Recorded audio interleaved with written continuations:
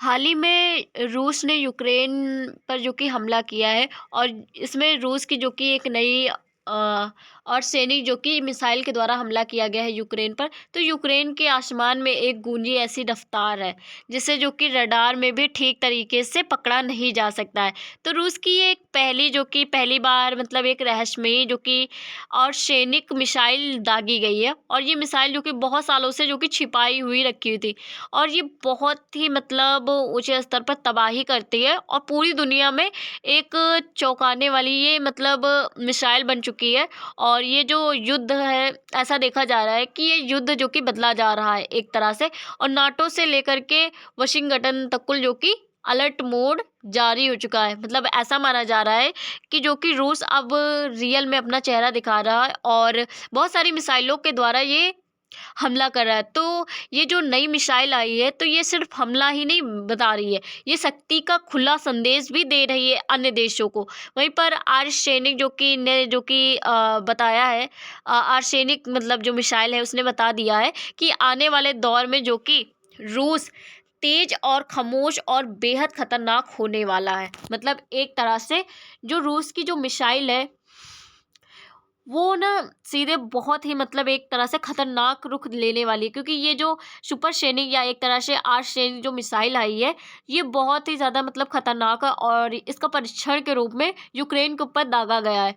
तो ये मिसाइल का जो कि कहा जा रहा है कि ये मतलब ऐसी मिसाइल है जिस जो कि ना ही रेडार में आती है और इसकी स्पीड बहुत ही हाई है। तो बहुत सारे देश कह रहे हैं कि जो रूस के पास में ये इतने दिन से मतलब रहस्यमयी या एक तरह से छुपाई हुई मिसाइल थी जो कि अब इसका परीक्षण किया जा रहा है, तो ये बिल्कुल भी सही नहीं है।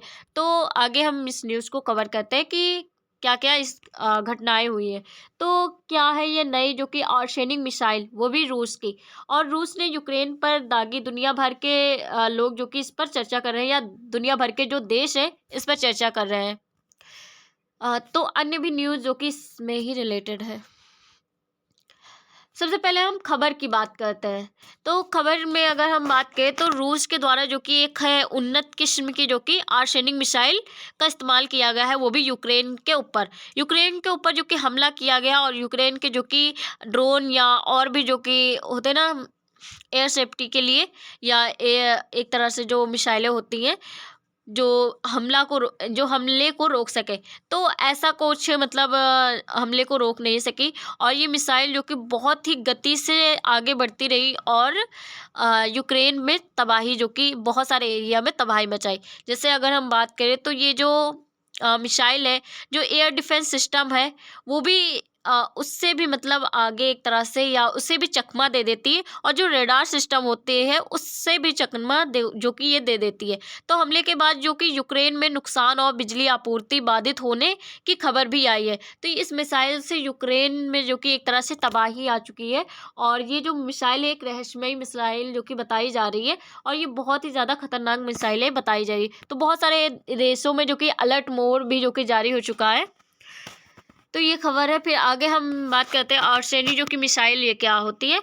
तो ये मिसाइल जो कि रूस के द्वारा अभी हाल ही में जो कि उन्नत तकनीकी के द्वारा बनाई गई है और इसका जो कि हाजल ट्री मतलब नाम है, मतलब एक तरह से हाजल वृक्ष नाम है। हाजल वृक्ष का मतलब ये होता है कि जो मध्य आकार का पौधा, मतलब एक तरह से ऐसा पौधा जो यूरोप और पश्चिम एशिया में पाया जाता है। ये पौधा ना शक्ति और सुरक्षा और सटीकता के मतलब संकेत माना जाता है। तो ये मिसाइल है, ये भी एक सटीकता और ये शक्ति और सुरक्षा का संकेत मानी जा रही है। तो इस वजह से इस मिसाइल का जो कि ऑर्शेनिक मिसाइल के नाम से रखा गया। अब ये जो कि यूक्रेन के ऊपर जो कि पहली बार इसका प्रयोग किया गया है और इसे जो कि आधुनिक और तेज हमले के लिए भी विकसित किया गया है, क्योंकि ये बहुत ही मतलब एक तरह से आधुनिक मिसाइल बनाई गई है और ये इसका जो कि तेज हमला मतलब ये तेज हमला भी कर सकती है और ये रेडार सिस्टम से भी बहुत ज़्यादा दूर मतलब एक तरह से रेडार सिस्टम में पकड़ में नहीं आ सकती है। तो रूस की जो नई पीढ़ी की स्ट्राइक जो कि कैम्पेबिलिटी का हिस्सा ये बन चुकी है। मतलब एक तरह से ये हथियार जो कि रूस की पुरानी जो मिसाइलें हैं उनकी मतलब बेस से देखा जाए तो ये आधुनिक रणनीति का हिस्सा बन चुकी है। मतलब ये जो रूस के पास में अन्य जो कि आर्सेनिक जो कि मिसाइलें हैं तो वो इसके मुकाबले न करके ये एक आधुनिक उन्नयन की या एक तरह से रणनीति का हिस्सा ये बनी है, आधुनिक युद्ध रणनीति का हिस्सा। और ये एक तरह से आधुनिक मतलब मिसाइल भी मानी जा रही है। तो आर्सेनिक मिसाइल जो कि सटीक कैपेबिलिटी का हिस्सा मानी जा रही है। फिर उसके बाद में हम बात करते हैं रूस ने यूक्रेन पर क्यों प्रयोग किया है। तो इसमें क्या हुआ कि जो नाटो है तो उसका जो कि यूक्रेन सदस्य है, और नाटो जो कि यूक्रेन का सदस्य है, तो नाटो जो कि यूक्रेन को हथियार प्रोवाइड करता है। तो इसमें रूस ने क्या किया कि उसने मतलब अपने जो कि मिसाइल को मतलब है मिसाइल का उपयोग करके यूक्रेन पर ही परीक्षण कर दिया। और जो ये नाटो के द्वारा जो हथियार इन्होंने खरीदे थे, तो जिन एरिया में रखे थे या एक तरह से सैन्य जो ठिकाने होते हैं वहाँ पर रखे जाते हैं, तो वहाँ पर और जो कि लॉजिस्टिक हब होता है वहाँ पर जो कि इस मिसाइल का इस्तेमाल करके उन सैन्य ठिकानों को निशाना बनाया गया और एक तरह से युद्ध की तकनीकी बढ़त दिखाई गई। और इसमें जो कि पश्चिम देशों ने भी अपनी रणनीति चेतावनी दिखाई है और रूस के ऊपर ये प्रतिक्रिया की है कि वो इस तरह के मतलब घटनाएं नहीं कर सकते हैं।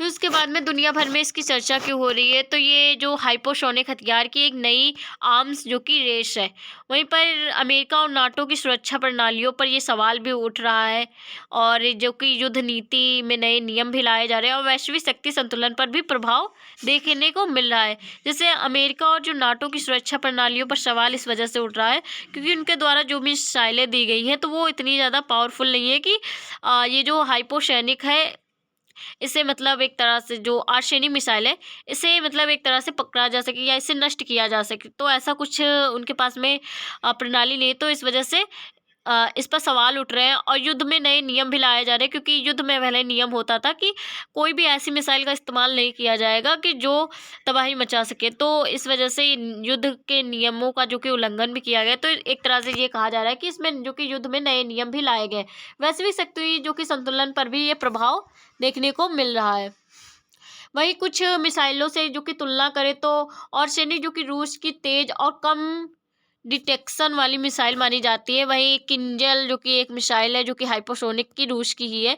वहीं जीरकोन एक मिसाइल है जो कि नौसैनिक मिसाइल मानी जाती है और जो कि नौसेना में जो कि इसका कार्य होता है। DF जो कि 70 जो कि चीन की मिसाइल है, ये ग्लाइड और व्हीकल जो कि मिसाइल मानी जाती है। वहीं AGM जो कि 183 USA के परीक्षण चरण की मानी जाती है, इसकी विशेषता।